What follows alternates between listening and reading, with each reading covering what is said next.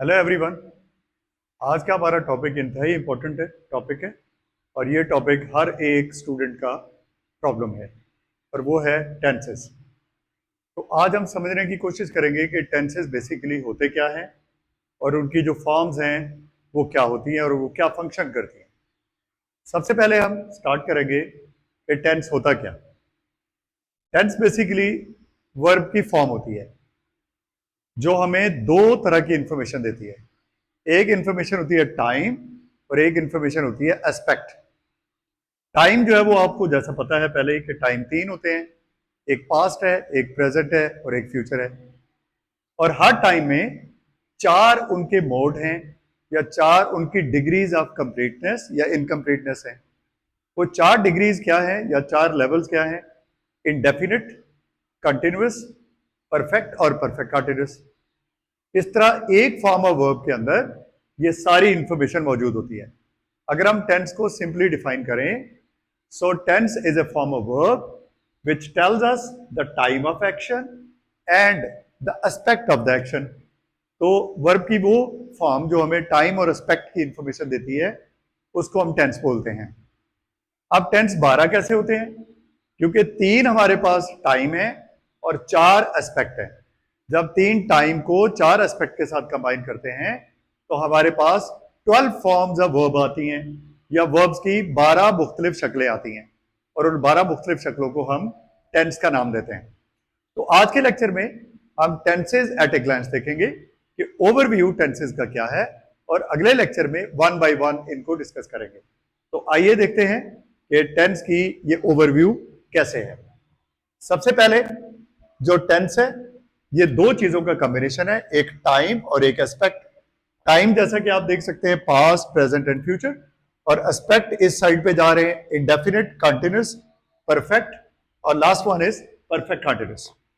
तो जब हम टेंसेस को स्टडी करते हैं तो टेंसेस को स्टडी करने के लिए सबसे पहले हमें वर्ब का स्ट्रक्चर पता होना चाहिए और उसका फंक्शन पता होना चाहिए और साथ में लगने वाले इंडिकेटर्स, ताकि हमें अंदाजा हो कि ये टेंस कहां किस मौके पर यूज होता है। सबसे पहले हम इंडेफिनिट फॉर्म्स को देखेंगे जो कि तीन हमारे पास मौजूद हैं। उसके बाद हम कंटिन्यूअस, फिर परफेक्ट और फिर परफेक्ट कंटिन्यूअस फॉर्म्स को देखेंगे और उनका स्ट्रक्चर और फंक्शन को थोड़ा थोड़ा स्टडी करेंगे। क्योंकि ये एक ओवरव्यू है तो इसमें हम पूरी डिटेल से तो इनको स्टडी नहीं कर पाएंगे, लेकिन हम एक जनरल अंडरस्टैंडिंग टेंसेस की लेने की कोशिश करेंगे। तो आइए सबसे पहले इंडेफिनिट टेंसेस को देखते हैं। इंडेफिनिट टेंसेस तीन हैं, पास्ट, प्रेजेंट एंड फ्यूचर। सबसे पहले पास्ट इंडेफिनिट को देखें। पास्ट इंडेफिनिट में हम second form of the verb use करते हैं। देखिए, रोट और कॉल्ड, इसके अंदर कोई हेल्पिंग वर्ब यूज नहीं होता। अगर आप इसको डिक्लेरेटिव सेंटेंस में लिखते हैं यानी कि सिंपल सेंटेंस लिखेंगे तो इसके अंदर कोई हेल्पिंग वर्ब नहीं आएगा, लेकिन जैसे ही आप इसका नेगेटिव या क्वेश्चन बनाएंगे तो आपको हेल्पिंग वर्ब की जरूरत पड़ेगी। और हम ये जानते हैं कि हेल्पिंग वर्ब क्वेश्चन बनाने में और नेगेटिव सेंटेंस बनाने में हमारी हेल्प करते हैं। अगर आप इसका नेगेटिव बनाएंगे तो कैसे बनेगा? आपको डिड ऐड करना पड़ेगा और आगे आपको बेस फॉर्म लगानी पड़ेगी, जैसे डिड नॉट राइट और डिड नॉट कॉल। तो जैसे ही आप डिड इस्तेमाल करेंगे तो आगे आपको फॉर्म ऑफ वर्ब चेंज करके आपको उसको बेस फॉर्म में लेके आना पड़ेगा। और ये पास्ट के किसी भी एक्शन को बताती है, तो ये फिनिश्ड एक्शन के लिए बोला जाता है जो पास्ट के किसी मौके पर हुए हो, तो आप सेकंड फॉर्म से इनको लिख सकते हैं। दूसरे नंबर पे हमारे पास है present indefinite tense. Present indefinite tense में दो तरह से फॉर्म ऑफ वर्ब लगती है, एक बेस फॉर्म और एक एस के साथ लगाई गई फॉर्म या ई एस के साथ लगाई गई फॉर्म। इसको हम बेस फॉर्म बोलेंगे जो बगैर एस ई एस के है, और एस ई एस वाली फॉर्म को हम बोलेंगे थर्ड पर्सन सिंगुलर फॉर्म, क्योंकि ये सिर्फ थर्ड पर्सन सिंगुलर सब्जेक्ट के साथ लगती है। जरा एग्जांपल देखें, डू नॉट, अगर आपने इसका नेगेटिव बनाना है तो आपको डू नॉट ऐड करना पड़ेगा। और दूसरा हेल्पिंग वर्ब इसमें यूज होता है डज नॉट।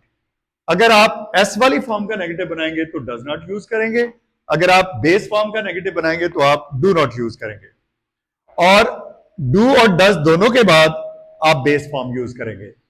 ये वाला जो टेंस है ये रिपीटेड एक्शंस के लिए इस्तेमाल होता है या फैक्ट्स के लिए इस्तेमाल होता है या डेली रूटीन में होने वाले कामों के लिए यूज होता है। और नेक्स्ट हमारा है फ्यूचर इंडेफिनिट।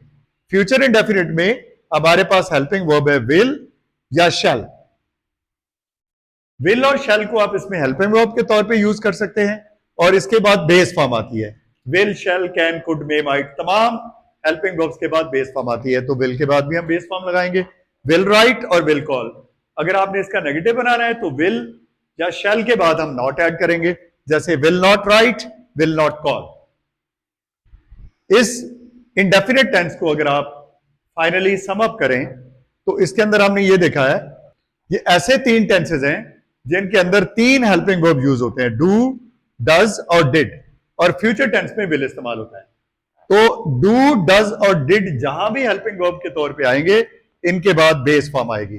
डू, डज और did always demand the base form of the verb. इनके आगे आपने याद रखना है, डू, डज और डिड के बाद बेस फॉर्म लगानी है। ये इसका बेसिक प्रिंसिपल है, और इनके जो यूजेस हैं वो डिटेल से हम अगली वीडियो में डिस्कस करेंगे। अब देखते हैं कंटिन्यूअस टेंसेस। कंटिन्यूअस टेंसेस किसी एक्शन की प्रोग्रेस को बताते हैं, और ये प्रोग्रेस पास्ट में भी हो सकती है, प्रेजेंट में भी हो सकती है, और फ्यूचर में भी हो सकती है। अगर आप पास्ट में उसकी प्रोग्रेस बताना चाहते हैं तो प्रोग्रेसिव एक्शन हमेशा आईएनजी फॉर्म से लिखे जाते हैं, यानी जो एक्शन प्रोग्रेस में होता है, खाली वो पास्ट में, प्रेजेंट या फ्यूचर में हो, तो ये बात याद रखिए कि उसको आपने आईएनजी फॉर्म के साथ या प्रोग्रेसिव फॉर्म के साथ बताना होता है। अब सिंपल बात है, अगर पास्ट में कोई एक्शन इन प्रोग्रेस था तो आप वाज वर्ब लगाएंगे, वाज सिंगुलर के लिए और वर्ब प्लूरल के लिए। राइटिंग या कॉलिंग आप आगे आईएनजी फॉर्म यूज करेंगे, जैसे वाज राइटिंग या वाज कॉलिंग। इसी तरह अगर कोई एक्शन अब इन प्रोग्रेस है, यानी कि नाउ, इस टाइम अगर कोई एक्शन प्रोग्रेस में है, इस वक्त हमारे आसपास कोई एक्शन प्रोग्रेस में है, तो उसके साथ आप वाज वर्ब की बजाय इज आरएम यूज करेंगे। तो इज आरएम ये बताता है कि ये एक्शन इन प्रोग्रेस है, बट ये एक्शन प्रेजेंट में इन प्रोग्रेस है, यानी इस वक्त इन प्रोग्रेस है।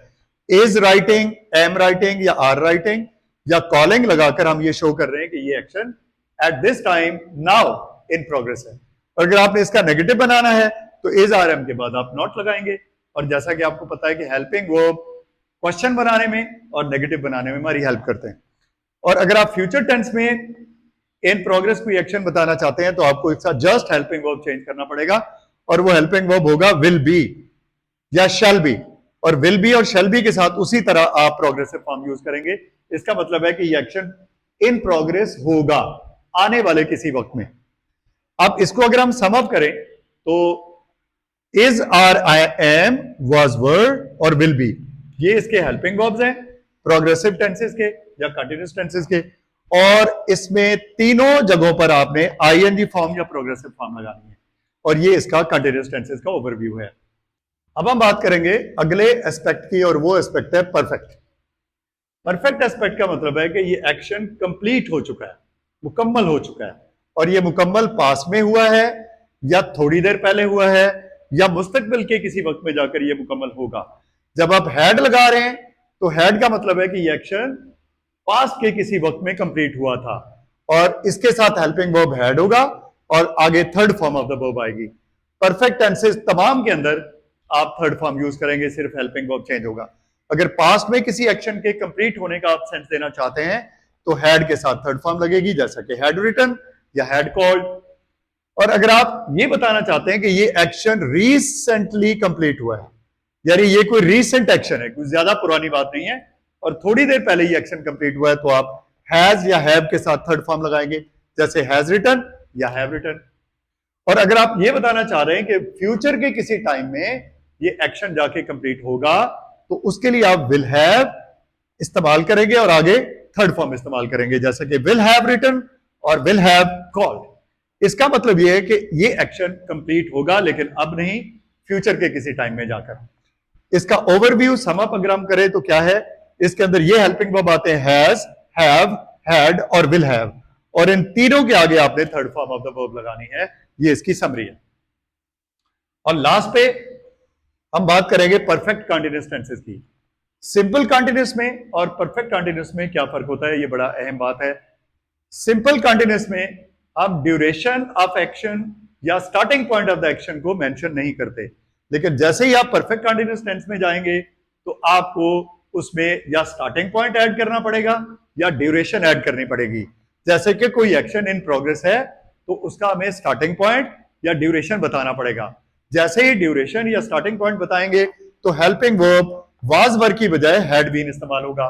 जैसा कि देखें, वाज वर सिंपल कंटीन्यूअस के साथ आता है और हैड बीन ये आता है परफेक्ट कंटीन्यूअस के साथ, और ये है पास्ट परफेक्ट कंटीन्यूअस।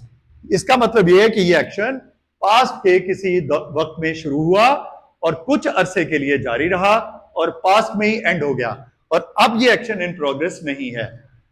इसके अंदर स्टार्टिंग पॉइंट के साथ हम सिंस इस्तेमाल करते हैं और ड्यूरेशन ऑफ टाइम के साथ 3 वर्ड यूज हो सकते हैं, जैसे कि फॉर या ऑल या होल। फॉर जो होता है वो ड्यूरेशन के लिए यूज होता है, जैसे फॉर 5 आवर्स। ऑल और होल पूरे दिन के लिए, पूरे महीने के लिए इस्तेमाल होता है, जैसे he had been playing all day, he had been playing whole day। अब ऑल या होल जो है वो पूरी ड्यूरेशन को बताने के लिए यूज होता है। आगे है प्रेजेंट परफेक्ट कंटीन्यूअस।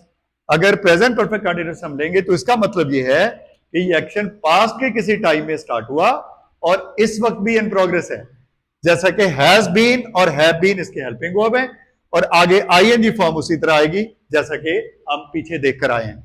ये एक्शन खत्म हो चुका है और हैज बीन वाला एक्शन अभी भी इन प्रोग्रेस है, और इसी तरह स्टार्टिंग पॉइंट और ड्यूरेशन इसमें भी बताई जा सकती है, और उसको बताने के लिए सिंस और फॉर का यूज किया जाता है या अगले इसमें प्रेपोजिशन का इस्तेमाल किया जाता है। और आखिरी है, अगर कोई एक्शन फ्यूचर में जाके एंड होगा और उसका ड्यूरेशन या स्टार्टिंग पॉइंट हम बताना चाहते हैं कि कितने अरसे के लिए वो एक्शन इन प्रोग्रेस रहेगा, तो उसके लिए विल हैव बीन या विल हैव बीन ही इसमें इस्तेमाल किया जाता है, और आगे आईएनजी फॉर्म लगती है, जैसे विल हैव बीन राइटिंग या विल हैव बीन कॉलिंग।